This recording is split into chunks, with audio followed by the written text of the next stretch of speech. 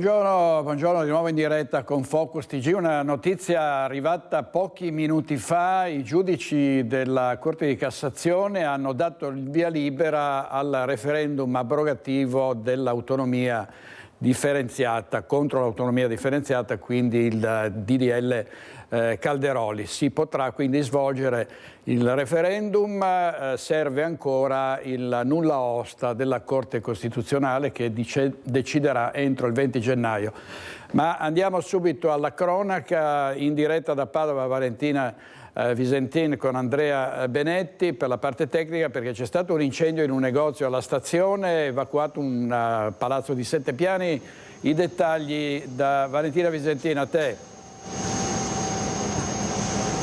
Buongiorno direttore, buongiorno a tutti i nostri telespettatori. E vedendo le immagini di quel che resta di questo negozio di elettronica in piazzale alla stazione di Padova, diciamo che le conseguenze fortunatamente sono state arginate, perché il negozio è completamente devastato. Ci sono alcuni dipendenti dei titolari cinesi che stanno ancora smassando migliaia e migliaia di confezioni di telefoni, custodie per i cellulari, caricabatterie. Le fiamme sono divampate in questo negozio di elettronica nel piazzale della stazione di Padova ieri intorno alle 8:30 di sera. Decine le chiamate fatte ai vigili del fuoco che segnalavano questo denso fumo nero uscire dalle fessure delle vetrate del negozio, e quando sono intervenuti i vigili del fuoco hanno trovato veramente una colonna densa di fumo nero, tant'è che è stata subito l'intera palazzina, una palazzina di 7 piani, per mettere in persone che abitano, le centinaia di persone che abitano all'interno. Ci sono anche numerosi uffici e uno studio estetico. Tutta la palazzina è stata evacuata, i vigili del fuoco sono riusciti ad entrare individuando l'origine del rogo e quindi fermando le fiamme, ma poteva veramente essere perché dentro al negozio era stipata una quantità incredibile di materiale elettronico. Si tratta di un'attività cinese regolare, molto conosciuta qui in stazione a Padova. Questa mattina è in continua dirivieni di persone fotografando quel che resta appunto di questa attività. Lo vedete, ci sono pezzi di lamiera arrugginita e bruciata che i titolari stanno cercando di togliere. L'area è stata transennata e posta sotto sequestro dai vigili del fuoco, che ora devono cercare di capire cosa abbia innescato il rogo, anche se appunto si presume che sia provocato dalla vastità di materiale che era stipato all'interno dei locali. Danni ingenti, circa si stima già una 50.000 euro di danni. Fortunatamente non ci sono feriti e le persone del palazzo, dopo che le fiamme sono state spente, sono potute ritornare nelle proprie abitazioni solo in tarda notte. Ma ricostruiamo e investiamo anche le immagini di come appariva ieri sera piazzale della stazione nel nostro servizio, e la linea può tornare allo studio.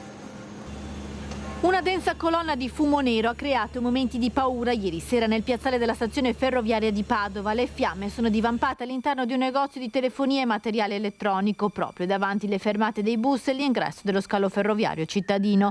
L'allarme è stato dato da alcuni testimoni che hanno visto una nube di fumo nero uscire dal negozio che era chiuso. Fortunatamente nessuno è rimasto ferito, ma i danni sono ingenti e l'intera palazzina di 7 piani è stata evacuata.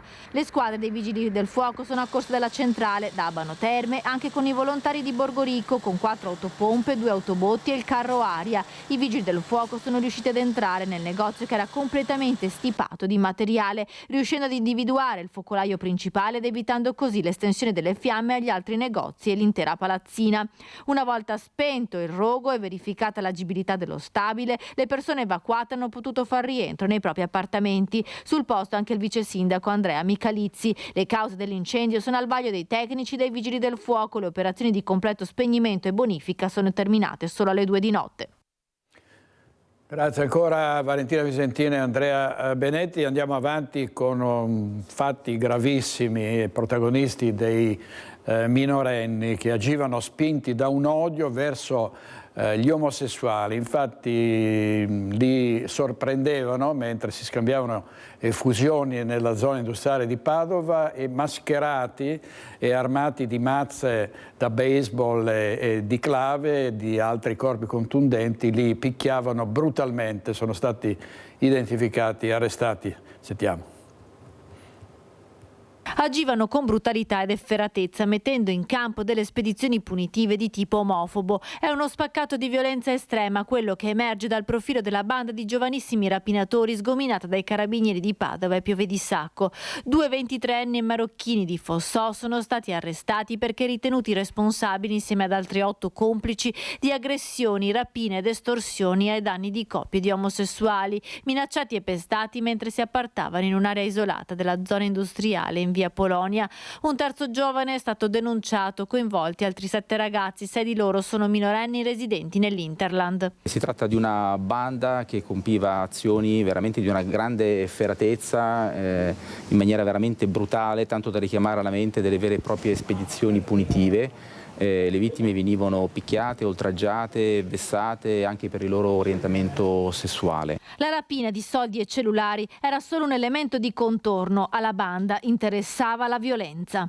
Il modus operandi purtroppo consolidato e pericoloso era quello di avvicinare la vittima di turno sulla pubblica via della zona industriale, quindi con una scusa, un approccio, un espediente, per poi cercare di attirarla all'interno di una parte di una vegetazione circostante, approfittando appunto della vegetazione e dell'oscurità notturna uscivano poi gli altri complici che si accanivano nei confronti della vittima, talvolta utilizzando bastoni, mazze da baseball, coltelli. Una vittima è stata attinta anche da una scarica di taser. L'indagine è partita dopo la denuncia fatta lo scorso 11 giugno da parte di un anziano aggredito con calci e pugni, colpito con una mazza da baseball e derubato di soldi e cellulare. La banda aveva scritto insulti omofobi nella carrozzeria della sua auto. Un'escalation di violenza con 10 aggressioni commesse tra giugno e luglio. In un caso i ragazzi avevano fotografato la carta d'identità della vittima.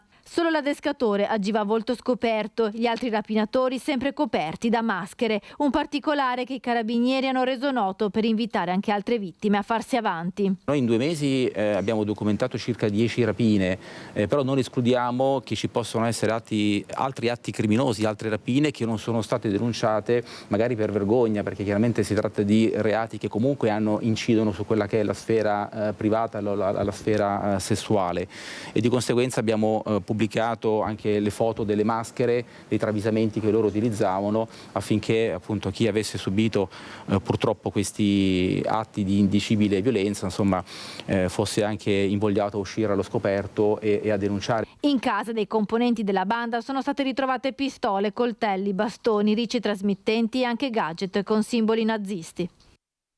Servizio di Valentina Visentin, l'arresto della banda responsabile delle violente aggressioni omofobe a Padova, ha detto l'europarlamentare del PD Alessandro Zan, dimostra ancora una volta quanto l'Italia abbia bisogno di una legge chiara ed efficace contro i crimini d'odio. Questi episodi non sono semplici atti di violenza, ma attacchi mirati contro persone colpite per il loro orientamento sessuale. Non possiamo permettere, continua Zan, che nel 2024 l'Italia rimanga indietro su diritti e dignità umana.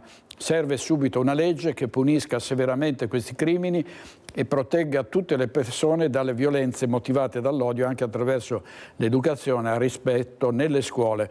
Non ci arrenderemo, conclude l'europarlamentare Zan, finché questo obiettivo non sarà raggiunto in Italia come nel resto d'Europa. Adesso andiamo a Mestre, dove è in corso la manifestazione, la protesta degli NCC, cioè gli autisti conducenti dei mezzi di trasporto a noleggio. In diretta Ilaria Marchiori e Sandro Ponchio per la parte tecnica. A te, Ilaria.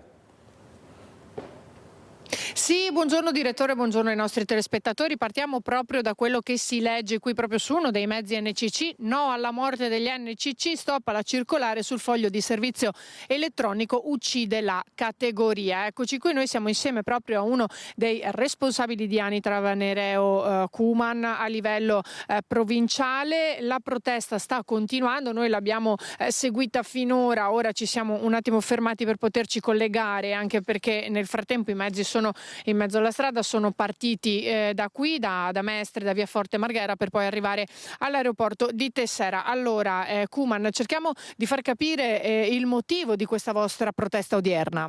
Innanzitutto buongiorno direttore, e la ringrazio a nome mio e a nome dell'Anitrav per concederci questa opportunità di poter esternare questo grandissimo problema. Allora, la situazione come sappiamo è gravissima. Il decreto interministeriale 226 del 26 ottobre è quel decreto che porterà alla morte del noleggio con conducente. E sostanzialmente le norme che andrebbero a modificare la vecchia legge del 1992 non sono assolutamente attuabili. Non sono attuabili per due cose importantissime. La prima, la creazione del foglio elettronico. Come molti sanno, e per chi non lo sa, noi quando ci muoviamo compiliamo un foglio di viaggio. Ecco, con la stretta riserva della tutela dei dati del cliente. E dal 2 gennaio noi dovremo inserire tutti questi dati sensibili all'interno di un collegamento internet con il Ministero per avere questo foglio di viaggio a livello elettronico. È semplicemente assurdo, è la grande violazione della privacy. In seconda analisi, il decreto prevede che noi NCC, 35.000 aziende circa in Italia, con un indotto di 160.000 lavoratori, quindi tutti noi abbiamo dei dipendenti, chi 3, chi 5, chi 20, e siamo destinati a chiudere il lucchetto. Perché? Perché questa parte del decreto dice che non potremo più lavorare per gli intermediatori di commercio. Intermediatori di commercio sono coloro che all'80-90% ci danno da vivere giornalmente. Cosa vuol dire? Tour operator, agenzie di viaggio, alberghi e l'interscambio tra noi colleghi di attività, di servizi. Se questo va in porto, noi dobbiamo consegnare le autorizzazioni comunali, che sono le nostre licenze, ai comuni, e venderemo le attività e chiuderemo tutto. Poi chiederemo al signor Ministro, che ha progettato e messo in vigore questa disposizione, dove andremo a lavorare. Kuman, questa mattina voi avete anche consegnato una lettera al prefetto. Sì, il mio collega dell'Anitrav, che è Marco Lazzaro, che si occupa della provincia di Vicenza, Treviso e Padova, ha avuto appuntamento alle ore 11 con il prefetto di Venezia, dove è stato consegnato un documento da inoltrare al governo. E speriamo che lo legga la signora Meloni, ma lo legga bene soprattutto il Ministro dei Trasporti. E vorrei aggiungere una cosa: io non ho mai visto costruire una casa senza i muratori e senza gli ingegneri edili. Cioè, qui si vuole modificare una legge, si è lanciata una disposizione, un decreto, senza gli addetti ai lavori. È illogico, completamente illogico. Grazie a Nereo Kuman, qui da Mestre tutto. Noi continuiamo a seguire la protesta che durerà ancora per un po'. Restituisco la linea allo studio. Grazie Ilaria Marchiori, a Sandro Ponchio anche per le immagini. Avete visto il lungo corteo dei mezzi degli NCC, il corteo che si sta snodando tra Mestre e Tessera. Adesso andiamo in diretta a Mogliano, perché nella notte c'è stata una rissa sanguinosa e ancora un giallo. Un uomo è rimasto ferito da una coltellata. Sentiamo tutto da Daniela Sizzia. A te Daniela. Direttore, buongiorno anche ai telespettatori. Ci troviamo proprio nel parco Arcobaleno, dove è finita la rissa, finita nel sangue, come dicevi tu. Io sono assieme a Michele Zanette per la parte tecnica. Qui, come vi dicevo, c'è stato l'accoltellamento con dei cocci di bottiglia di un giovane tunisino che è stato colpito al collo e alla testa, è stato portato in ospedale ieri sera e ha subito un intervento chirurgico. Dovrebbe essere fuori pericolo. Si tratta fra l'altro di un cittadino tunisino che aveva sul quale pendeva un decreto di espulsione, ma era stato poi graziato da un giudice di Bari ed era tornato tranquillamente, ovviamente essendo stato graziato qui nel territorio trevigiano, artefice di altri episodi, conosciuto alle forze dell'ordine. Ieri sera una rissa fra 4 cittadini extracomunitari, probabilmente per motivi legati alla droga, urla violentissime sentite dai cittadini che si sono allarmati e hanno immediatamente allertato i carabinieri. Loro hanno iniziato questa rissa a pochi metri da questo parco, poi l'hanno terminata proprio qui dove siamo noi, e il cittadino tunisino è rimasto a terra sanguinante, mentre gli altri 3 sono fuggiti. Ora caccia questi 3 extracomunitari ricercati dai carabinieri. Sono arrivati davvero in maniera imponente con tantissime macchine dei carabinieri. Fra l'altro si era alzato anche l'elicottero dei carabinieri con un faro per cercarli nella notte, quindi vi faccio capire insomma anche la preoccupazione dei cittadini che hanno visto questa situazione qui a Mogliano Veneto, insomma una cittadina dove purtroppo ci sono stati anche altri episodi comunque di rissa. Noi sentiamo adesso le parole del testimone, parole raccolte dal nostro Nicola Zanetti, che insomma era qua in zona, che ha assistito insomma all'intervento anche dei carabinieri. Sentiamo le sue parole. Dica cosa ha sentito? Solo un po' di casino, baruffa tra ragazzi, perché non vedevo niente qua. Dopo gridavi che contro un altro ragazzo, penso che avevano martelli, ha detto che qualcuno aveva il martello, l'altro aveva bastoni, bottiglie di vetro che mi sembra che ci siano ancora rotte là vicino. Quando sono scappati da qua, sono tutti verso di là, ma non so come, qualcuno ha chiamato i carabinieri e sono arrivati i carabinieri che sono andati direttamente in fondo. Dopo è arrivata l'ambulanza, è arrivata la macchina medica. Dunque avete sentito, io sono in compagnia dell'assessore qua di Mogliano Giorgio Coparoni, che ieri ha ricevuto tantissime chiamate dai cittadini allertati, allarmati per quello che stava accadendo e anche per questo insomma intervento massiccio dei carabinieri, quindi erano spaventati. Sì, l'elicottero ha creato un po' di scompiglio nei nostri cittadini, però è una questione di sicurezza e per cui non dobbiamo essere spaventati, ma dobbiamo essere attenti. Una risposta immediata, buona dei carabinieri. Certo, peccato ancora non li abbiano presi, li prenderanno, il problema è che poi probabilmente li ritroveremo forse in città come è già accaduto. Questa è la domanda che dobbiamo farci. Cioè lei dice ci vuole certezza della pena? Ci vuole certezza della pena, ci vuole che chi delinque abbia la pena che si merita e non ci sia poi la possibilità di essere graziato e di tornare a delinquere in una città in cui gli aspetti del decoro e della sicurezza sono veramente seguiti al massimo.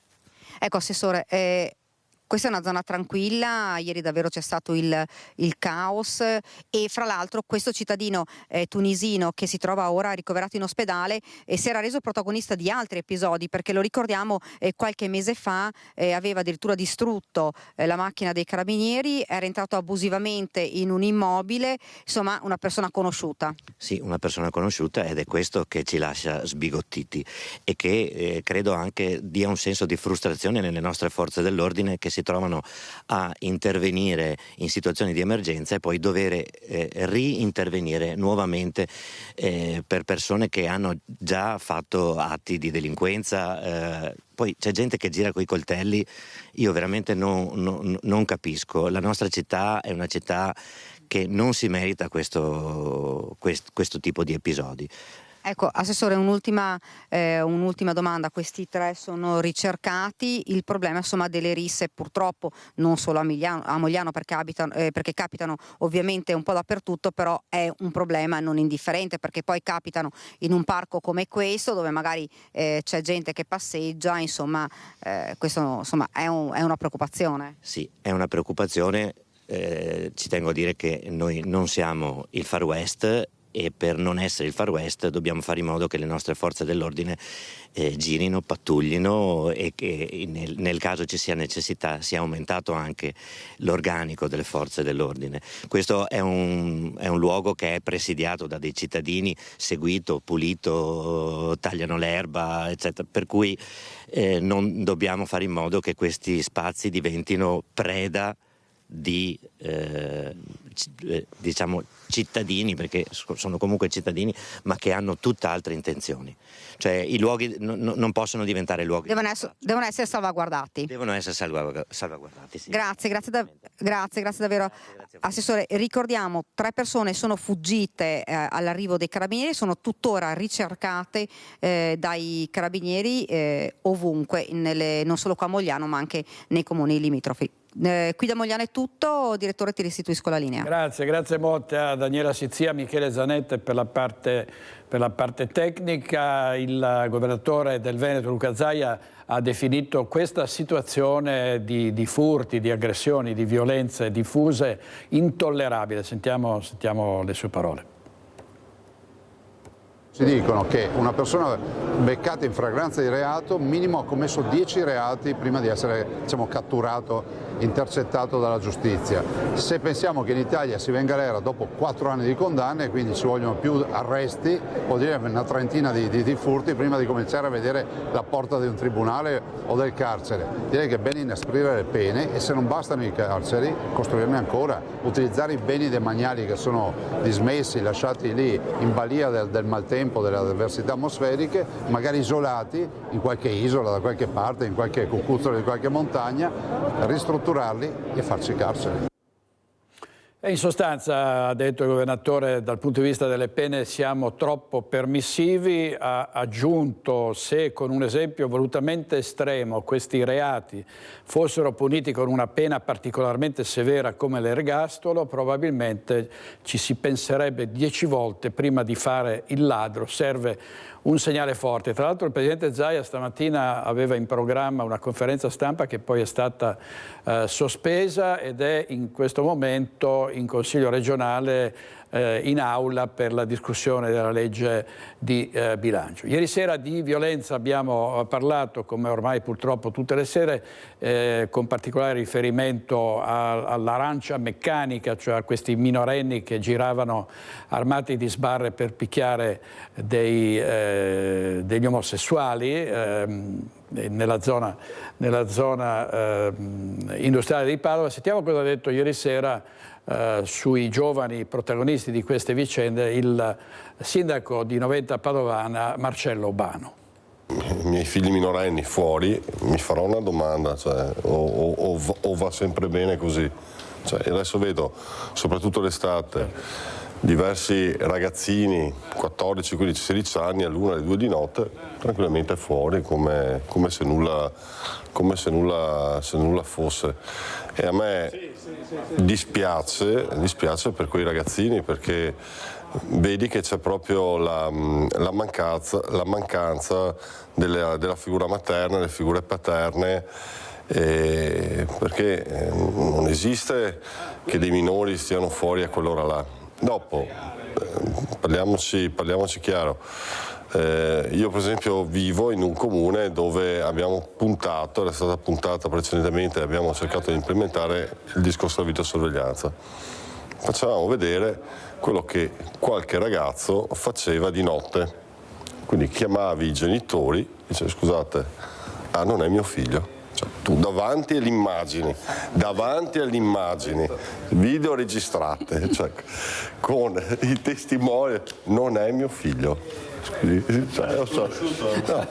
E cito sempre una cosa, cioè, che là ti fa capire in che momento storico viviamo, no? Allora, dei ragazzini, sempre minorenni, una sera cosa fanno? si mettono a bruciare su un prato dei cartoni e si mettono a dormire a fianco a questi cartoni che prendevano fuoco, perché noi chiamiamo i genitori, gli facciamo vedere, e i genitori, sapete cosa hanno detto? Ma io pensavo che dormisse da lui. L'altro genitore, ma io pensavo che dormisse da lui. Ma scusa, ma nessuno ha fatto un colpo di telefono? Cioè questi gli dicevano che andavano a dormire e i ragazzi dicevano ci siamo capiti male, avevamo freddo, volevamo scaldarci, ci siamo messi là attorno a un fuoco. Cioè, ma io di fronte a situazioni del genere mi rendo anche conto che possono esserci purtroppo delle devianze come in questo caso qua, che sono assolutamente... Marcello Bano ieri sera a Focus si è parlato ovviamente come sempre dei furti, perché non c'è provincia in cui non ci siano furti quotidiani, sono decine e decine di colpi messi a segno da bande di predoni dell'Est in particolare, addirittura vengono rubati anche i trattori. Sentiamo cosa dice a proposito il sindaco di San Zenone, Fabio Marin. È sicuramente preoccupante il fenomeno dei furti dei trattori avvenuti negli ultimi giorni a San Zenone. I carabinieri stanno facendo le opportune indagini. Invitiamo però i cittadini, chi ha sentito qualcosa o visto qualcosa nelle ore appunto nelle quali sono avvenuti i furti, di segnalarlo direttamente ai carabinieri. Abbiamo attivato anche la polizia locale per dei controlli serali, che speriamo siano atti a far sì che questi fenomeni si riducano, non succedano appunto più, però appunto anche come cittadini dobbiamo fare la nostra parte. Se vediamo e sentiamo qualcosa dobbiamo subito avvisare i carabinieri per aiutare così l'indagine e a prevenire i furti. Non c'è dubbio, è importante denunciarli. Oggi in regia Italo Morao e Alberto Pivetta. Sentiamo cosa prevede il legislatore stando alle parole del sottosegretario alla giustizia Andrea Ostellari. Le bande dell'Est Europa lo sanno bene e se ne stanno approfittando. Fra sconti e pene poco severe, nel nostro paese chi ruba spesso la fa franca. Ecco perché le nostre abitazioni sono prese di mira da questi sciacalli. Razzie continue in tutta la provincia di Padova e non solo. Ladri che entrano nelle case di giorno e di notte e si impossessano di beni facendosi forti di una legge che prevede pene modeste per reati come quello di furto. Da qui l'intervento del sottosegretario alla giustizia Andrea Ostellari. La Lega appronta una proposta che prevede di aumentare le pene nel minimo e nel massimo edittale contro questi criminali. Grazie al nostro intervento gli sciacalli sono avvisati. Da noi la casa è sacra, basta ladri, soprattutto basta impunità. Servizio di Francesco Ratai e anche a Vicenza nel quartiere Laghetto, in particolare i ladri in azione segnalati dai cittadini nelle abitazioni e nelle auto parcheggiati nei pressi dei supermercati. L'allarme furti nel quartiere Laghetto viaggia nei social, dove come un tantam ripetuto di segnalazioni attesta quanto in questi giorni si sia intensificato il fenomeno. Non solo case e appartamenti, i ladri saccheggiano le automobili parcheggiate nei pressi dei supermercati. L'ultimo episodio segnalato solo ieri, un tizio incappucciato dopo aver rotto il finestrino ha strappato dalla spalla di una signora nell'abitacolo uno zainetto fuggendo di corsa. Episodi più volte segnalati alle autorità ma che ormai molti nemmeno più denunciano formalmente. Anche questo un triste fenomeno in aumento. Non denuncia perché il denunciare non porta a nulla di fatto, in poche parole. Forse non ha perché ha paura, perché chi rapina, chi batte di notte, che va dentro. No, bisogna denunciare, ci mancherebbe altro, perché se no, se non si denuncia non si va da nessuna parte. A casa mia io porto via tutto, quindi non ho niente da portare via. È un disastro. È un disastro. Bisogna aver paura. Si ha paura, purtroppo. È un periodo che bisogna sempre stare attenti, non si può fidare della gente che gira. Davanti a casa mia, domenica non questa, l'altra, sono andati verso le 18. Mancano qua assolutamente i vigili. Noi non conosciamo i vigili urbani in questo settore. In questo ambiente non ne abbiamo visto mai uno. Siamo isolati completamente. Succede non solo qui a Laghetto, ma anche in molte altre parti di Vicenza, insomma. Ma purtroppo il discorso è che la polizia c'è sempre, ma non può mai mica stare sempre allo stesso posto. Non si può partire solo dal controllo della strada, ma chi ruba? Bisogna pensare chi ruba, chi organizza questo, e questo è lì che bisogna capire. Oggi si mette veramente a trovare una soluzione per rendere la casa un locale sacro, inviolabile, e quindi permettere anche a difendersi in modo anche concreto, insomma, in modo sufficiente, senza andare incontro poi ad altri problemi con la legge, perché in casa uno deve difendersi a sto punto, insomma. Ecco. Signora, lei è preoccupata, ha paura? No, io paura non ho. Sì. Abbiamo un deterrente che è il cane. Servizio di Daniele Garbin della nostra redazione di Vicenza, furti anche nel veneziano, e a Venezia non a caso si è riunito il Comitato Provinciale per l'Ordine e la Sicurezza Pubblica alla presenza del prefetto e di vari sindaci. Sentiamo cosa è emerso.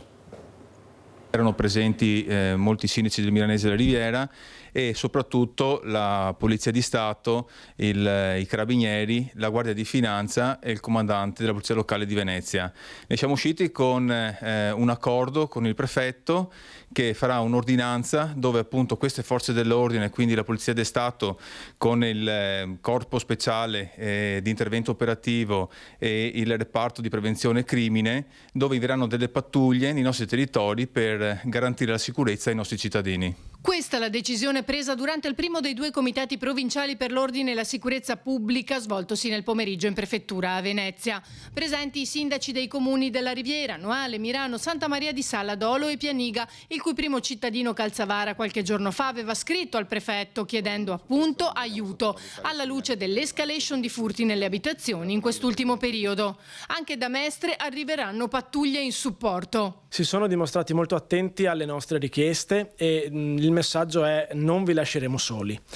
Quindi ci sarà un coordinamento tra di noi, tra di loro, ci sarà un'intensificazione della presenza delle autorità, delle forze dell'ordine sul territorio, e quindi la cosa ci fa ben sperare. Dobbiamo continuare a fare rete, questo è il grande messaggio. Un altro comitato si svolgerà la prossima settimana a Portogruaro. Servizio Ilaria Marchiori, e poi c'è il capitolo delle truffe. Vediamo truffe e anche disastri finanziari. Il Mattino di Padova, Bitcoin spariti per 66 milioni di euro, arrestato il padovano Barbieri, in carcere i vertici di The Rock Trading, perquisizioni in largo Europa. A Padova 18.000 risparmiatori sono in ansia. E non sarebbe la prima volta che ci sono questi crack finanziari più o meno dolosi, con risparmiatori che perdono tutto. Ancora cronache, incidente a Montecchio Precalcino, una bifamiliare è andata a fuoco ed il cane di famiglia purtroppo è morto intrappolato tra le fiamme. Montecchio Precalcino, il fumo che si alza da una villetta bifamiliare viene notato dall'inquilino appena rientrato, che lancia l'allarme. In via Pozzo si precipitano le squadre dei vigili del fuoco da Vicenza, da Bassano, da Schio e dal distaccamento volontario di Tiene. In tutto arrivano 3 autopompe, 2 autobotti, l'autoscala e 17 pompieri che riescono a contenere e a spegnere l'incendio, che coinvolge una parte della bifamiliare, evitando il coinvolgimento dell'altro appartamento. Le fiamme però fanno in tempo a distruggere il piano terra e le scale in legno che portano al piano superiore, dove invece ci sono solo danni da fumo. Purtroppo perde la vita il cane che si trova all'interno dell'abitazione. A causa delle esalazioni, le 2 persone che vivono nell'appartamento accanto sono state costrette a lasciarlo, trascorrendo la notte da parenti per poi far rientro a casa stamattina. I motivi che hanno determinato l'incendio, probabilmente innescato da una stufa, sono al vaglio dei tecnici dei pompieri. Servizio di Carlo Alberto Inghilleri, e restiamo a Vicenza per un incidente finito contro un platano e si è rovesciata l'automobile. Ferita la donna al volante che è rimasta incastrata nell'abitacolo. Montebello Vicentino. In località Fracanzana, sulla strada provinciale 18, un'auto impatta contro un platano e si rovescia. Ferita la conducente. I vigili del fuoco accorrono da Lonigo e mettono in sicurezza la vettura. La donna al volante, rimasta incastrata nell'abitacolo, viene liberata e presa in cura dal personale sanitario del SUEM 118 che la porta in ospedale. Ferita, ma salva. Ancora da Vicenza, in particolare da Sandrigo, c'è stata una tragedia sempre sulla strada. Un operaio ha perso la vita mentre si stava recando al lavoro in bicicletta. In un incrocio è stato travolto da un'auto. Sangue sull'asfalto, ancora una tragedia della strada. A Sandrigo è l'alba quando un operaio in bicicletta, come tutti i giorni, va a lavorare nella zona artigianale. Ma questa volta succede l'imprevedibile. L'uomo, uno straniero di 57 anni, mentre sta pedalando in via Galvani, si scontra con una macchina. La dinamica dell'incidente deve ancora essere accertata. In quei terribili momenti l'automobilista è il primo a fermarsi e a lanciare l'allarme al 118. I medici e gli infermieri accorrono sul posto, ma purtroppo non c'è più nulla da fare. I tentativi di rianimazione dell'operaio sono vani. L'uomo è morto.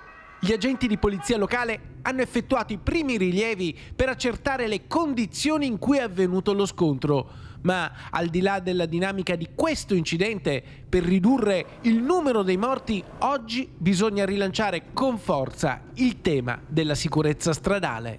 Innanzitutto desidero esprimere il mio cordoglio e la mia vicinanza alla famiglia della vittima, ma anche alla famiglia del conducente dell'auto. Credo che il dolore in queste circostanze sia davvero molto molto forte. Ma il mio vuole essere anche un appello sul tema della sicurezza stradale. Vorrei richiamare l'attenzione su quanto sia importante non sentirsi mai troppo sicuri quando si è alla guida di un'auto, di un mezzo, di una bicicletta o di un ciclomotore che sia. La massima attenzione al rispetto del codice della strada e soprattutto la massima concentrazione, perché una svista, un errore o talvolta la troppa sicurezza in se stessi può essere fatale. È una strage senza fine quella degli incidenti stradali. L'ultimo saluto a Luca Gazzola, 29 anni, morto dopo il tragico schianto con la sua Spider sabato scorso lungo la Marosticana. È stata la quarta giovane vita spezzata sulle strade della Marca in una sola settimana. Una folla per l'addio con tantissimi amici.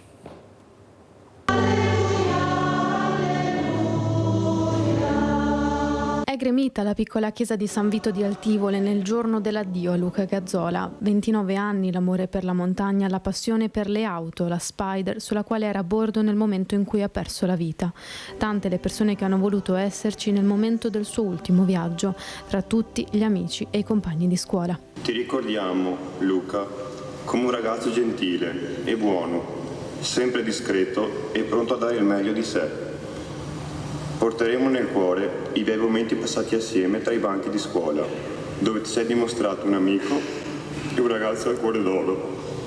Siamo grati di averti avuto nelle nostre vite e ti ricorderemo sempre con il sorriso. Ne ricorda la personalità Don Luciano Marchioretto. In famiglia, con i genitori, le sorelle e la fidanzata, era paziente, premuroso, preciso nelle sue cose, dal carattere buono. Anche nel lavoro come professionista amava la montagna, le camminate all'aria aperta. Luca era un buono altruista, parte dell'Avis, dell'Aido, della Protezione Civile e del gruppo sportivo di biciclette Canton Verde. L'aria aperta, le camminate in mezzo ai monti, la gioia, il sorriso nella foto scelta dai genitori quando Luca era proprio lì, in alta quota. Con Deborah aveva fatto il corso per fidanzati, il progetto di una vita insieme nella loro nuova casa. Luca era anche appena diventato zio e sono state le sorelle Sabrina e Vanessa a sostenere i genitori Maria Rosa e Lucio fino all'uscita nel sagrato della chiesa, lì dove le persone si sono raccolte intorno ai familiari. La bara bianca è uscita tra due ali di volontari della Protezione Civile nel doloroso silenzio scandito solo dal suono delle campane illuminate dall'opalescenza del tramonto.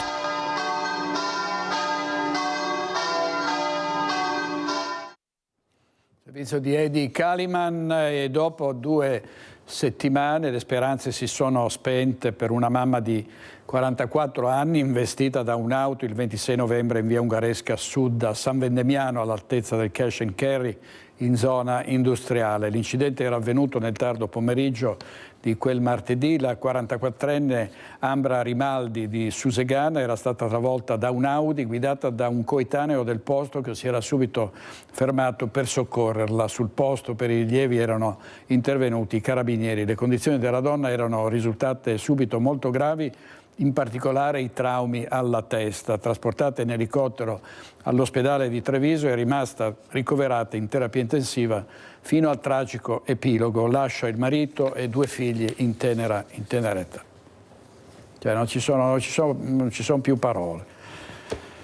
Cronaca giudiziaria, c'è stata la sentenza in corte d'assise a Treviso per il processo a Massimo Pestrin, l'ex guardia giurata di 52 anni, che a Paese il 3 maggio dello scorso anno uccise con 19 colpi di pistola il fratello e la cognata. Condannato a 20 anni di carcere, ma tra 6 potrebbe tornare in semilibertà. Visti gli articoli 533 e 535 del Codice di procedura penale, dichiara Pestrin Massimo responsabile dei reati qui ascritti. Condanna il nominato imputato alla pena finale di anni 20 di reclusione. 20 anni per aver ucciso il fratello Lino e la cognata Rosanna Trento nella loro casa di via Monsignor Breda a Paese il 3 maggio dello scorso anno. Nessuna reazione in aula per Massimo Pestrin, ex guardia giurata che ha centrato con 19 colpi di pistola le 2 vittime colpevoli, questa è la sua convinzione, di aver sempre saputo delle presunte infedeltà della sua ex moglie e di non averlo mai messo al corrente della situazione. In realtà una storia di conflitti tra lui e il fratello che l'aveva accolto in casa dopo che era stato sfrattato, dissidi diventati insostenibili dopo mesi di convivenza e sfociati nel duplice omicidio per il quale Pestrin rischiava l'ergastolo. Con l'ammissione al rito abbreviato la pena è stata ridotta, ma da scontare totalmente, come chiedevano la madre e la sorella di Rosanna Trento, rappresentate dall'avvocato Luca Dorella. La difesa di parte civile si ritiene congruamente soddisfatta in quanto la pena massima gli è stata data a questo autore di duplice omicidio. Altrettanto soddisfatto della sentenza il difensore di Massimo Pestrin, l'avvocato Fabio Crea, per aver evitato l'ergastolo con una pena che potrebbe, evitando anche l'appello, scendere ulteriormente. Se condivide il Pestrin la mia ipotesi tecnica di non appellare, quindi di avere una pena definitiva di 16 anni, tenuto conto di quanto ha già scontato, fra 5 anni potrebbe essere nei termini per chiedere la misura della semilibertà. Servizio di Lucio Zanato e adesso la vicenda avvenuta in Polesine, il bambino di 8 anni che trovò la pistola nel comodino del vicino di casa e per gioco sparò alla mamma uccidendola. È stato condannato a 2 anni e mezzo l'82enne Giacomo Stella, che aveva lasciato l'arma a portata dei figli piccoli della vittima. Mi hanno chiamato i bambini, io ero lì in garage, poi mi hanno chiamato loro. Non c'era niente vicino al corpo, c'era niente al momento. Io penso che ha battuto la testa perché adesso non sapevo altro dopo, dai. E non c'era sangue? No, dopo l'ho girata, quando l'ho girata aveva sangue. Ha sangue dietro la testa quindi? Sì, qua. Le parole di Giacomo Stella poche ore dopo la tragedia della morte di Erchia Annui, la 31enne uccisa da un colpo di pistola nella casa dove viveva con i figli piccoli ad Ariano nel Polesine. Era il 29 marzo 2023 e in quel momento la vicenda aveva ancora i contorni del giallo, ma non passò molto tempo prima che l'atroce verità venisse a galla. La donna era stata vittima di un terribile gioco. Il figlio più piccolo di 8 anni le aveva sparato usando una pistola Beretta calibro 6,35 che aveva preso con il fratello di 11 anni nell'abitazione vicina del padrone di casa, proprio lui, Giacomo Stella. Soltanto l'attacco, poche ore dopo, aveva dimostrato come quella che poteva sembrare una ferita da caduta era invece la conseguenza di un foro da proiettile. Di qui l'indagine dei carabinieri e la svolta fino alla confessione del bimbo e il ritrovamento della pistola sepolta poco distante. Per il giudice l'82enne Stella fu colpevole di non aver controllato che l'arma non fosse a portata di bambini. Per questo lo ha condannato con rito abbreviato a 2 anni e mezzo di reclusione più una provvisionale di 100.000 euro per concorso colposo in omicidio colposo e omessa custodia della pistola che era in un comodino nella sua camera da letto. I bambini avevano libero accesso anche al piano superiore ed erano in grande confidenza con l'anziano. Un'arma che non avrebbe dovuto essere lì e che il bimbo inconsapevolmente aveva trasformato in uno strumento di morte. Il difensore di Giacomo Stella ha già annunciato ricorso in appello. È stato un fatto eccezionale, ha detto il legale, non si è contestualizzata la vicenda. La pistola era nel comodino perché Stella è anziano, viveva da solo in mezzo alla campagna e gli serviva per difesa personale, dunque doveva averla subito disponibile. Servizio di Nicola Zanetti, avevamo appena finito di fare l'elenco degli ultimi incidenti stradali, un altro poco fa sulla Schiavonesca, Ariese Pio X un morto, scrive sulla prima pagina la Tribuna di Treviso, lo schianto nel rettilineo dopo le 11, traffico bloccato, la vittima sarebbe un anziano del posto. Maxi sequestro della Guardia di Finanza di Padova in 2 attività cinesi della città. Vediamo. Prodotti elettronici ed integratori alimentari, 2 diverse operazioni della Guardia di Finanza di Padova a tutela del consumatore ha portato nei giorni scorsi al sequestro di oltre 3 milioni di articoli elettrici destinati all'alimentazione di smartphone e circa 68.000 pastiglie e singole dosi di integratori alimentari. Si tratta di prodotti sprovvisti delle certificazioni delle informazioni obbligatorie che risultavano riportate solo in lingua cinese. Il sequestro di prodotti per smartphone è avvenuto in un'attività all'ingrosso della zona industriale di Padova gestita da un cittadino cinese. Sono pezzi di caricatori compatibili con apparecchi di marca Apple ma carenti di informazioni necessarie. Informazioni scritte in lingua cinese e quindi non adeguate alle normative nazionali anche per gli integratori alimentari sequestrati invece in una rivendita al dettaglio della zona stazione di Padova gestita da una donna cinese. Prodotti dunque potenzialmente pericolosi che sono stati sequestrati e tolti dal mercato. I 2 gestori sono stati segnalati dalla Finanza alla Camera di Commercio di Padova. Prima pagina della Nuova Venezia, principio di incendio all'impianto frenante del treno, sospesa la tratta Portogruaro Mestre. Il convoglio era a carico di studenti, sul posto vigili del fuoco e 118, in precedenza un altro guasto alla partenza nella zona di Trieste. Ancora un'operazione antidroga delle Fiamme Gialle, sequestrato mezzo chilo di marijuana, arrestato un uomo, è successo a Grisignano di Zocco. Grisignano di Zocco, operazione antidroga delle Fiamme Gialle. Viene mappato il territorio, vengono seguite le dinamiche legate al traffico di stupefacenti, poi scatta il controllo di un uomo di origini romene che pedala a fari spenti in bicicletta sulle strade vicino alle campagne della frazione di Barbano. I militari della Guardia di Finanza del gruppo Vicenza lo fermano e gli controllano lo zaino. All'interno un'unica busta sottovuoto con più di 235 grammi di marijuana. A quel punto è scattata la perquisizione domiciliare con l'ausilio dell'unità cinofila. Nell'appartamento dove vive l'uomo vengono trovate altre 20 confezioni di marijuana per un totale di circa 320 grammi. Per questo è scattato l'arresto in flagranza di reato. L'uomo è stato messo agli arresti domiciliari. Incidenti senza fine, basta aprire i giornali, Corriere delle Alpi, prima pagina, rimane incastrato nell'auto che si è ribaltata, gravissimo, non ci sono altri particolari, vediamo, no, non c'è altro. Eccolo qui, vediamo, è avvenuto nella tarda serata di mercoledì a Visome, l'uomo, un 68enne, stava viaggiando lungo la strada centrale del paese, ecco la foto dell'auto completamente che si è cappottata. Viola il divieto di avvicinamento, scatta l'alert del braccialetto elettronico, i carabinieri di Schio lo trovano a cena con la moglie ed è stato arrestato. Arrestato dai carabinieri un cittadino straniero per aver violato il divieto di avvicinamento ai luoghi frequentati dalla persona offesa. L'uomo era sottoposto ad una misura cautelare per l'ipotesi di reato di maltrattamenti in famiglia a danno della moglie, con attivazione del braccialetto elettronico. Nella serata di domenica alla centrale operativa dei carabinieri di Schio è giunto un alert del dispositivo di controllo con cui è stata segnalata la presenza dell'uomo nelle vicinanze della persona offesa. I 2 sono stati localizzati dai militari dell'Arma all'interno di un esercizio pubblico mentre erano intenti a cenare. L'uomo è stato arrestato e trattenuto in camera di sicurezza in attesa dell'udienza di convalida avvenuta oggi. Il provvedimento è stato convalidato e adottata la misura cautelare dell'obbligo di presentazione alla polizia giudiziaria. E sempre di stalking parliamo, ammonito dal questore un uomo, ma per il TAR non si trattava di persecuzione, il caso bellunese che fa discutere, sentiamo. È destinata a far discutere la sentenza del Tribunale amministrativo regionale del Veneto che ha accolto il ricorso di un uomo che si era visto destinatario di un ammonimento della questura di Belluno, ossia di quel tipo di provvedimento per il quale 2 settimane fa la stessa questura aveva presentato un programma utile a chi ne fosse oggetto per potersi ravvedere. L'ammonimento in questione, risalente a 7 anni or sono, era stato motivato dalla segnalazione di comportamenti molesti di un avventore nei confronti della dipendente di un bar del Bellunese.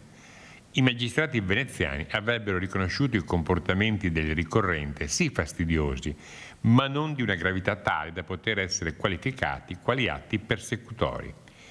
Il corteggiatore avrebbe per esempio omaggiato la donna con un mazzo di rose in occasione del suo compleanno, oppure le avrebbe donato buoni del valore di diverse centinaia di euro spendibili in gioielleria piuttosto che in negozi di abbigliamento, buoni che almeno in parte risultano essere stati accettati. Nella sentenza viene anche valutato il fatto che l'uomo non avrebbe mai usato un linguaggio volgare o a sfondo sessuale, né atteso la donna all'uscita del locale dove lavorava o reagito negativamente ai rifiuti di lei se invitata a cena. La barista, comunque sia, ad un certo punto decise di porre fine alle avanze del corteggiatore, bloccandone il numero, non permettendogli quindi più di poter comunicare con lei.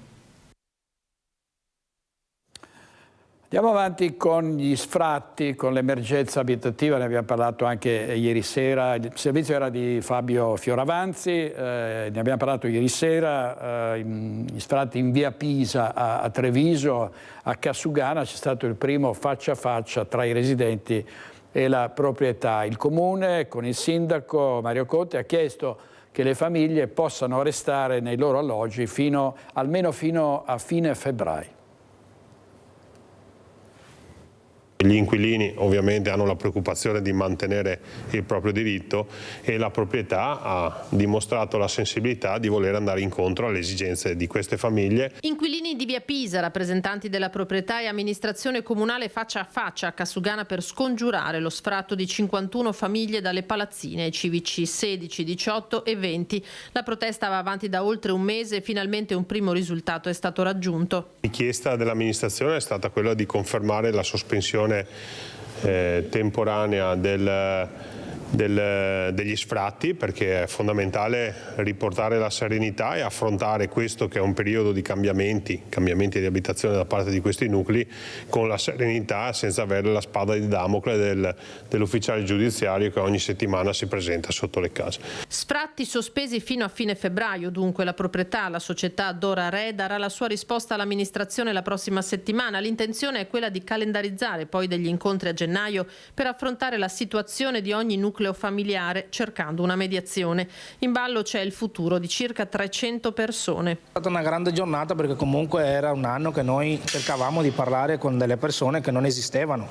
Oggi esistono, adesso si sta cercando di arrivare a un punto dove loro capiscono che comunque ci sono delle persone che non sono animali e praticamente noi capiamo anche che loro sono quelli che hanno acquistato, per cui stiamo cercando di arrivare a un accordo dove si paga un affitto, si aspetta per un tempo e si vede un attimo la situazione. Dispositivo di sicurezza imponente a Cassugana per la prevista presenza degli attivisti del centro sociale Django e di Caminantes che hanno affiancato gli inquilini sfrattati nella loro battaglia. Bene che l'amministrazione cittadina si voglia prendere in mano la situazione e anche fare pressione nei confronti di chi sta facendo un tocco speculativo sulla pelle di 51 famiglie. Cioè, che discorso è che, non so, il comune per esempio si debba far carico attraverso case popolari di persone che comunque l'affitto lo possono pagare e l'hanno sempre pagato solo per liberare degli appartamenti per gli interessi di qualcuno che non si sa neanche bene chi sia. E poi ci sono proprietari che in mancanza di sfratti esecutivi provvedono a cambiare le serrature dei loro appartamenti, però in questo caso la famiglia all'interno era lì da 3 anni e lì era rimasta perché non riusciva e non riesce a trovare un alloggio. Sentiamo i particolari. Io sono una mamma, hai 2 bambini piccoli, io sto cercando una casa, io può pagare?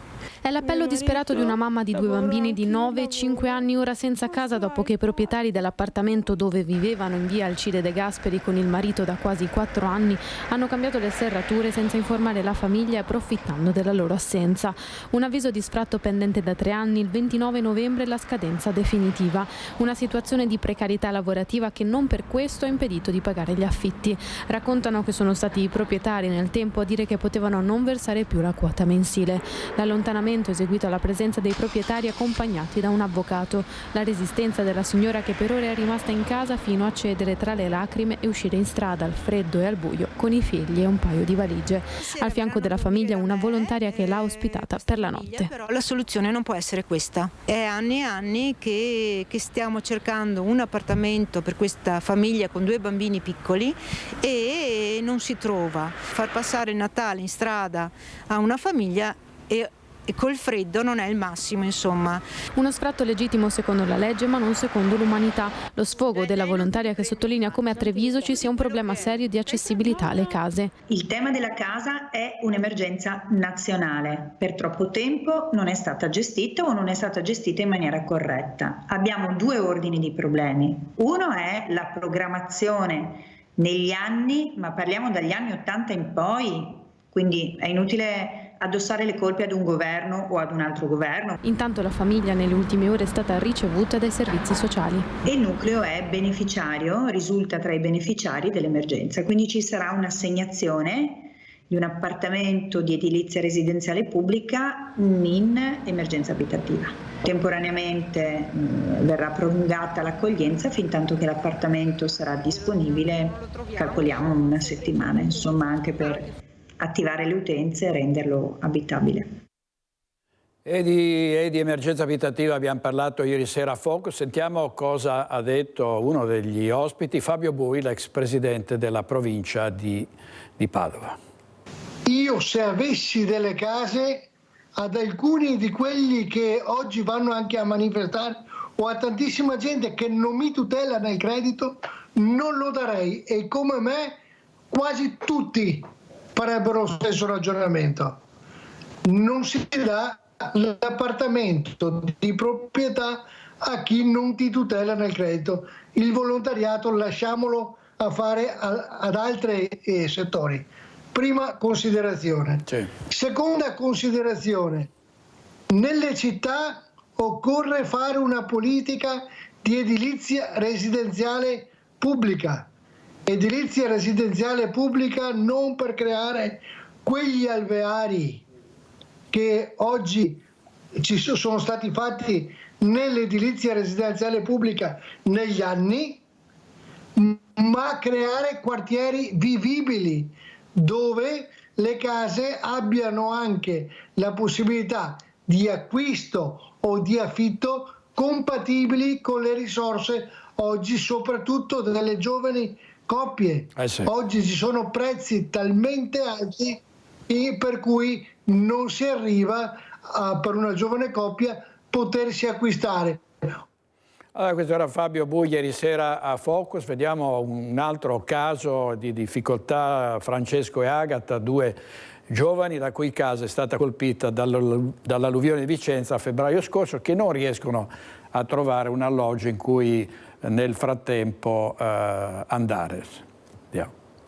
Un anno lungo quello trascorso dalla giovane coppia Francesco che gestisce una copisteria e Agata che lavora per un canile, 32 e 27 anni con un bimbo e i loro 2 cani. Casa in Riviera Verica allagata durante gli eventi alluvionali di fine febbraio a seguito dell'esondazione di una roggia e di lì l'epopea alla ricerca di un tetto, una casa in affitto provvisoria per permettere ai lavori di ristrutturazione di andare avanti e poi rientrare nel loro appartamento. Anche se avevamo messo una sorta di paratia provvisoria sanitaria, quindi i sacchi, è entrata in casa a 60-70 centimetri.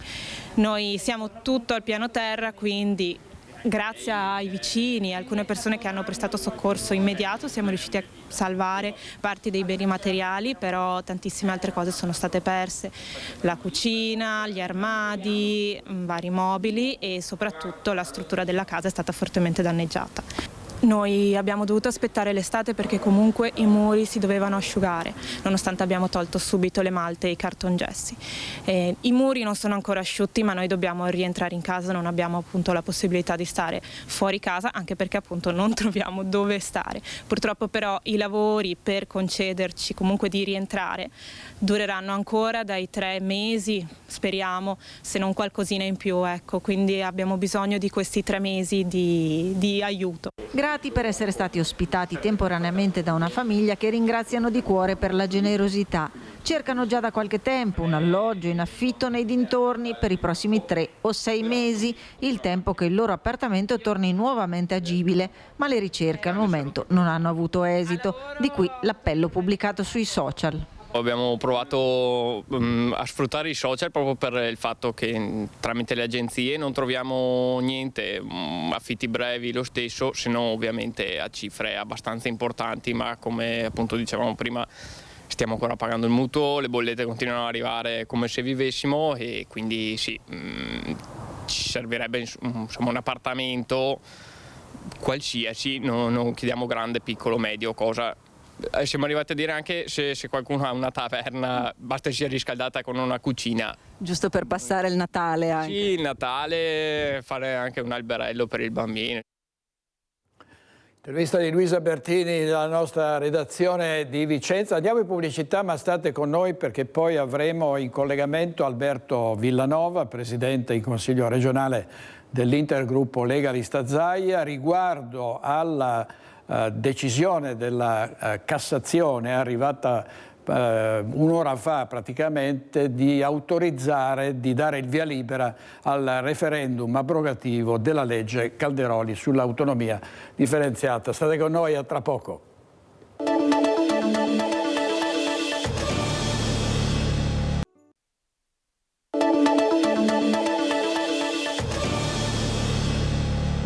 Di nuovo in onda, in regia ci sono Italo Morao e Alberto Pivetta. Parleremo tra poco con Alberto Villanova in collegamento perché la Corte di Cassazione ha dato il via libera al referendum abrogativo della legge sull'autonomia differenziata. E Villanova era intervenuto anche recentemente su una sentenza della Consulta riguardante l'autonomia differenziata in cui si puntualizzava che non esisterebbero popoli regionali come il popolo veneto. Sentiamo cosa aveva detto lo stesso Villanova in seduta.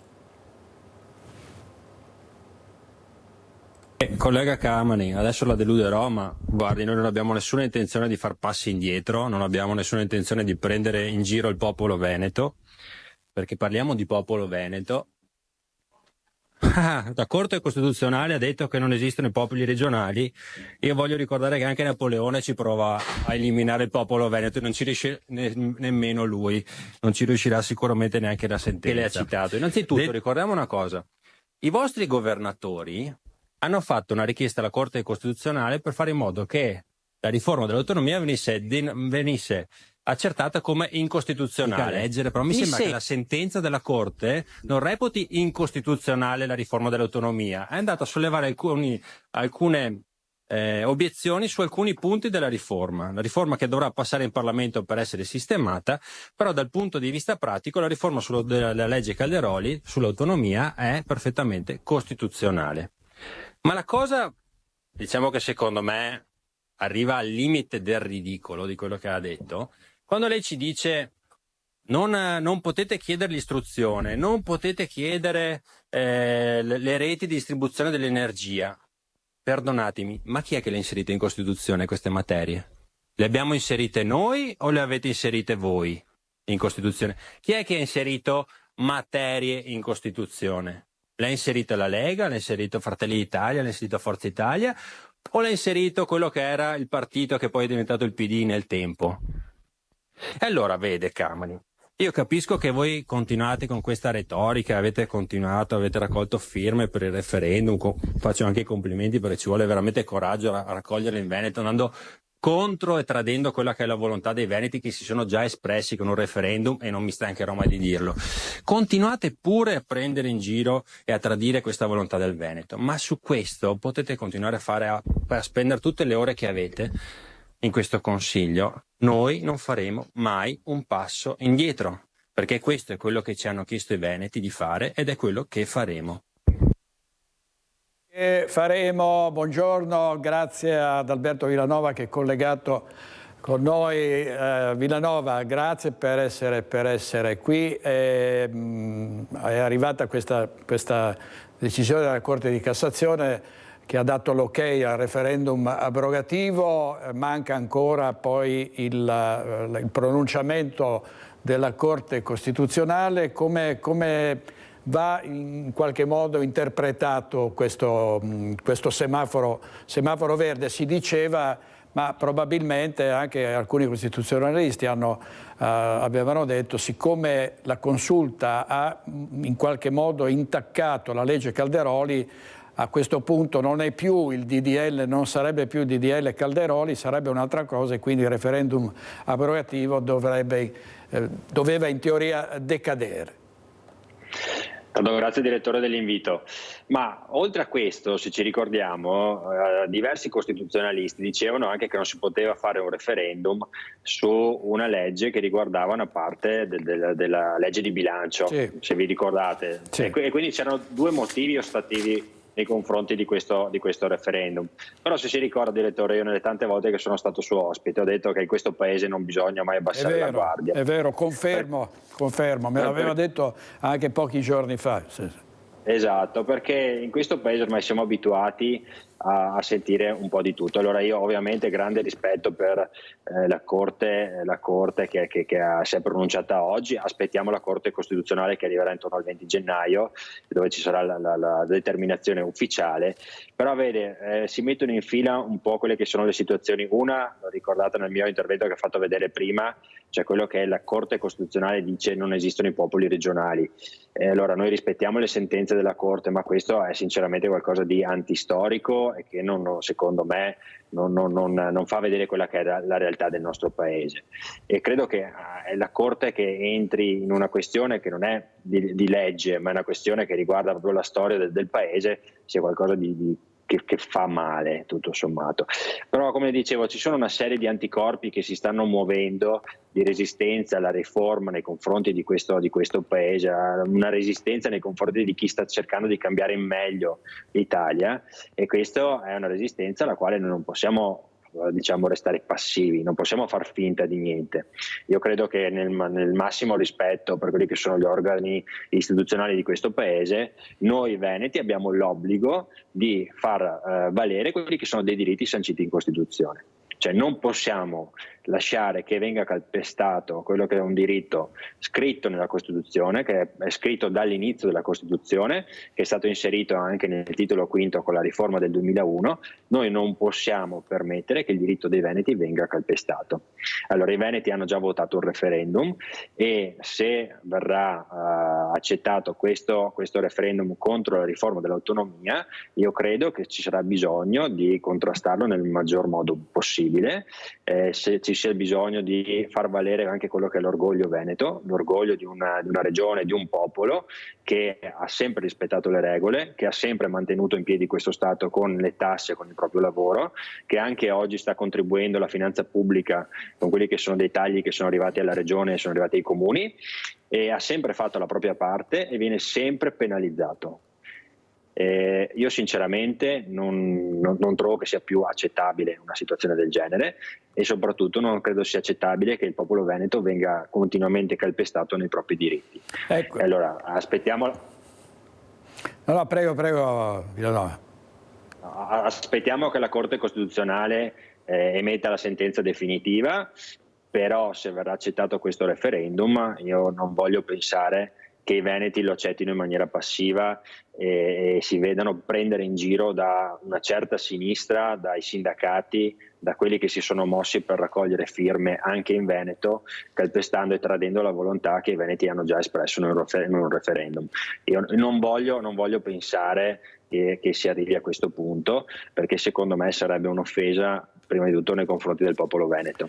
Ecco, certo a pensare male si fa peccato, come diceva Andreotti, ma a volte ci si azzecca, siccome c'è uno scontro violento con la magistratura, no? Il governo ha visto bloccare molti interventi, tra questi quello del trasferimento dei migranti in Albania, nell'hub albanese, ma insomma potremmo fare tanti altri casi. È da scrivere a questo scontro, secondo lei, anche questa decisione, perché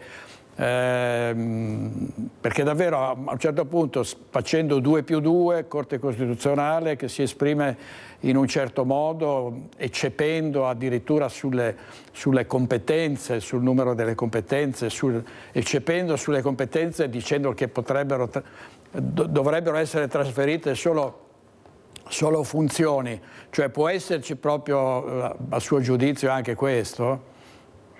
Ma io non voglio pensare che la Corte Costituzionale, che è la più alta forma della magistratura nel nostro paese, si presti a questo tipo di attività politica. Non credo che sia una contraddizione in termini. Io voglio pensare che la Corte Costituzionale faccia il proprio lavoro. Per quello che riguarda la legge Calderoli, non dimentichiamoci che ha sancito la costituzionalità di questa riforma, ha sollevato alcune obiezioni su alcuni punti, su 14 punti, ma ha sancito la costituzionalità. Sì. L'unico passaggio che mi sento di contestare è stato quello sul popolo veneto, come dicevo prima, cioè il fatto di dire che non esiste il popolo veneto, ma mi permetta, direttore, vada a un sardo a dire che non esiste il popolo sardo, a un siciliano a dire che non esiste il popolo siciliano, o a un piemontese o a un toscano. Cioè, sinceramente penso che questo sia qualcosa che non riguarda solo noi in Veneto, ma riguarda tutta l'Italia. Tornando alla magistratura, ci sono alcuni livelli della magistratura che hanno dimostrato di far parte di correnti iscritte ai partiti, cosa che non dovrebbe esistere secondo me in un paese civile. Un magistrato ovviamente può avere la propria idea politica, ci mancherebbe, ma secondo me non dovrebbe essere iscritto a una corrente partitica come ad esempio quella di magistratura democratica, che fa riferimento esplicitamente a un partito, anche perché dopo si generano delle storture che dopo abbiamo visto bene nel caso Palamara e in altre situazioni non proprio edificanti per una repubblica come la nostra. Io voglio sperare che la Corte Costituzionale, il massimo organo della magistratura di questo paese, tuteli la Costituzione, tuteli il diritto dei veneti e tuteli quello che è scritto nella Carta fondamentale, cioè che lo Stato, la nazione, promuove le autonomie e il decentramento amministrativo, perché si cita sempre l'articolo della Costituzione dove si dice che l'Italia è unica, è una indivisibile. Non si cita la seconda parte dell'articolo dove si dice che si promuovono le autonomie e il decentramento. Ecco, io vorrei che la Costituzione venisse applicata in toto, soprattutto nella parte che riguarda i diritti dei veneti, che tante volte invece vengono dimenticati. Mettiamo che entro il 20 gennaio, come è previsto, la Corte Costituzionale autorizzi, diciamo, il referendum abrogativo del DDL Calderoli. A quel punto ovviamente rimane sempre lo scoglio del quorum, ma certamente diciamo che la riforma a quel punto sarebbe a rischio. Beh, assolutamente sarebbe a rischio, perché si sta mobilitando contro questa riforma tutta una parte del paese. Si sta mobilitando anche, diciamo, secondo me ci sono dei personaggi politici che stanno facendo una campagna di disinformazione, uno su tutto De Luca, la Schlein, la CGIL, stanno facendo una campagna di disinformazione spiegando ai cittadini del Sud delle cose che non esistono, ad esempio sulla secessione di Benedicchio, sul fatto che le loro regioni vanno male per colpa dell'autonomia, le loro regioni vanno male perché non c'è stata l'autonomia e perché hanno avuto degli amministratori incapaci di mettere a posto quelle che sono le loro regioni. Ma se dovesse arrivare fare questo referendum, io intanto personalmente la prenderei come una grandissima ingiustizia nei confronti dei veneti, la vedrei come un referendum che va veramente a spaccare l'Italia, perché in quel caso saremo costretti a vedere delle regioni che si muoveranno contro di noi, delle intere parti del paese che si muoveranno contro di noi, e questo inevitabilmente porterà alla spaccatura del paese, ma una spaccatura reale. E la grande responsabilità politica ce l'avranno chi avrà proposto questo referendum, chi ha portato avanti il fatto di andare ancora una volta contro la volontà dei veneti, perché non dimentichiamoci che c'è già stato un referendum contro una forma di autonomia nel 2006, contro la legge sulla devolution, che ha visto tutte le regioni votare contro tranne Lombardia e Veneto. Allora, se si dovesse replicare un'altra situazione di questo tipo, comprese le regioni a statuto speciale che votano contro un'autonomia della nostra regione, io la vivrei come una profonda ingiustizia e spero che i veneti di fronte a una cosa del genere facciano uscire il loro orgoglio di non accettare una cosa che sarebbe assolutamente contraria a un referendum che hanno già votato, a una volontà sancita dalla Costituzione e soprattutto a un diritto sancito dalla Costituzione. Allora, sinceramente, anche come partito, come Lega, io credo che nel momento in cui ci sarà o ci dovesse essere, speriamo tutti di no, un referendum contro l'autonomia, come Lega io credo che noi dovremmo iniziare a tornare a fare il nostro lavoro di rappresentanza del territorio, dell'identità e dell'orgoglio veneto in maniera molto forte, magari togliendoci la giacca e la cravatta e tornando per strada, impugnando la bandiera e facendo capire che non stiamo scherzando.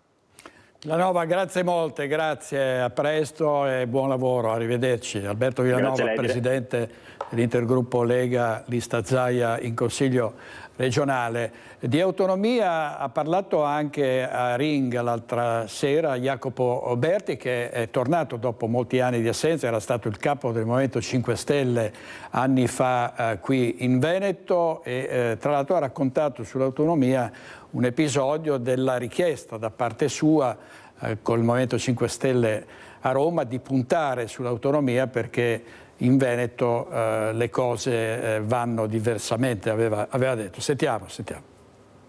Che pensa del famoso terzo mandato dei presidenti di cui tanto si parla adesso? Penso che sia tossicodipendenza.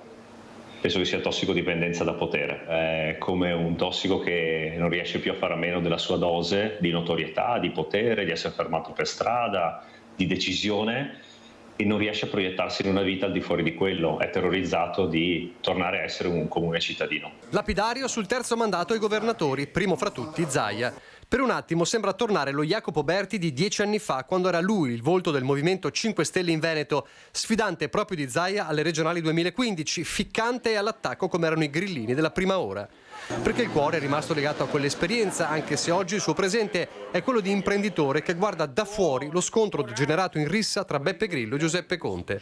E da quale parte stia è chiaro, tanto da citare il cofondatore Gianroberto Casaleggio. E diceva: i partiti politici proveranno a copiarci prima di scomparire.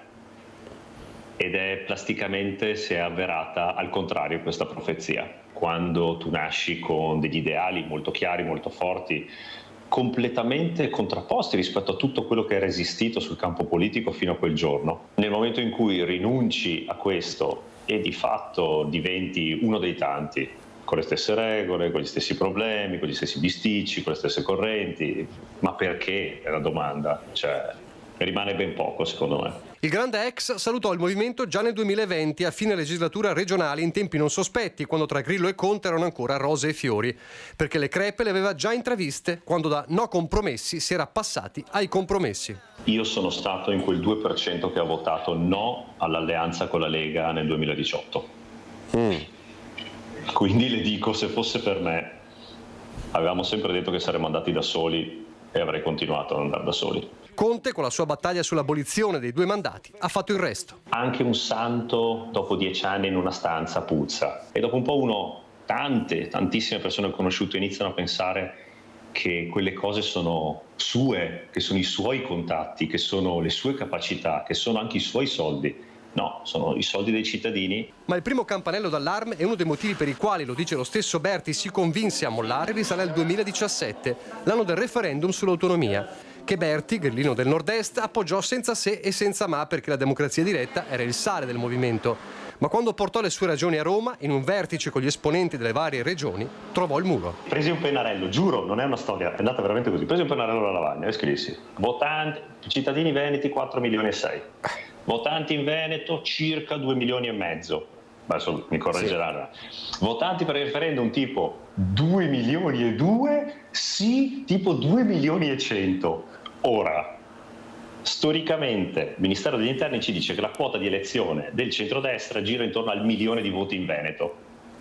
Vuol dire che c'è 1.200.000 cittadini veneti che non votano né Lega né centrodestra e che quindi votano PD, 5 Stelle, che ne so, la qualunque, e che hanno espressamente chiesto nelle urne di avere l'autonomia. Fine! E quindi, e che cosa le hanno detto? Niente, silenzio, sì, vabbè, ma poi ti spiego, è diverso, no, ma perché? E io dico, io vado dritto, ciao. Come andò a finire lo sappiamo, e su come sia diventato il movimento oggi, per Berti è chiaro. Il rischio è che diventi un movimento solo del Sud, se poi il movimento sarà ancora quel nome. Ma lei è veramente gentile a dire che c'è un rischio. No, rischio, adesso non voglio perché essere... ormai è una cosa conclamata. Jacopo Berti, ospite del vice direttore Ferdinando Avarino al servizio del nostro caporedattore centrale Nicola Zanetti. Andiamo in pubblicità, pochi minuti e poi torniamo.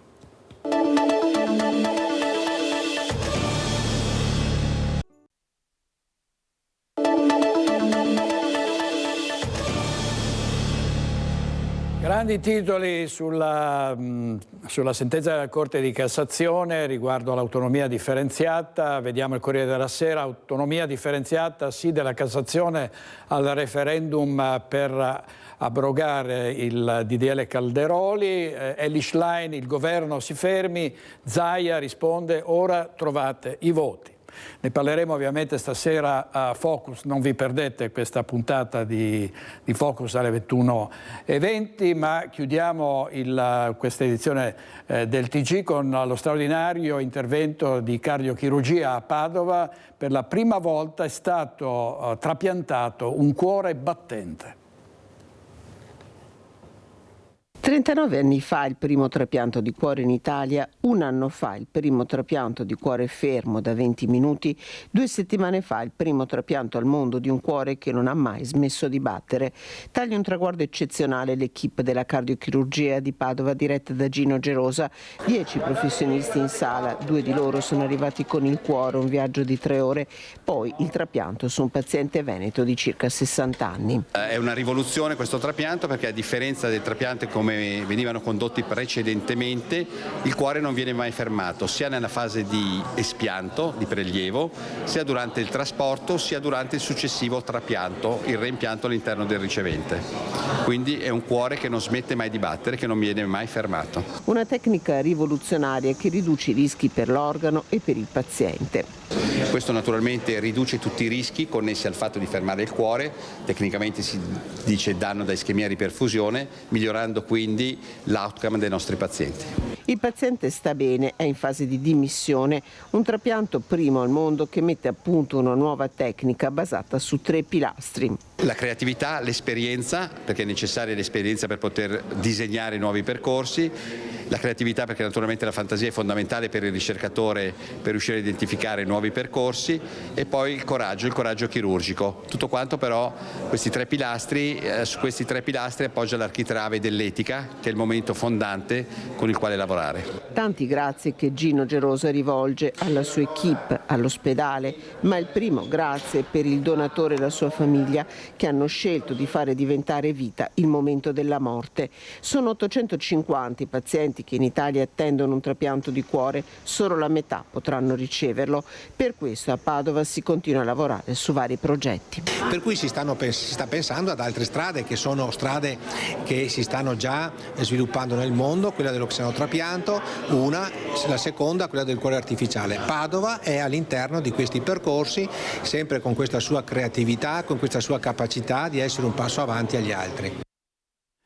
È tutto per oggi, grazie per aver scelto l'informazione di Rete Veneta, grazie a Italo Moravo e Alberto Pivetta in regia. Stasera vi ricordo un'intera puntata di Focus con grandi ospiti dedicata al sì della Cassazione al referendum abrogativo dell'autonomia differenziata. Buona giornata.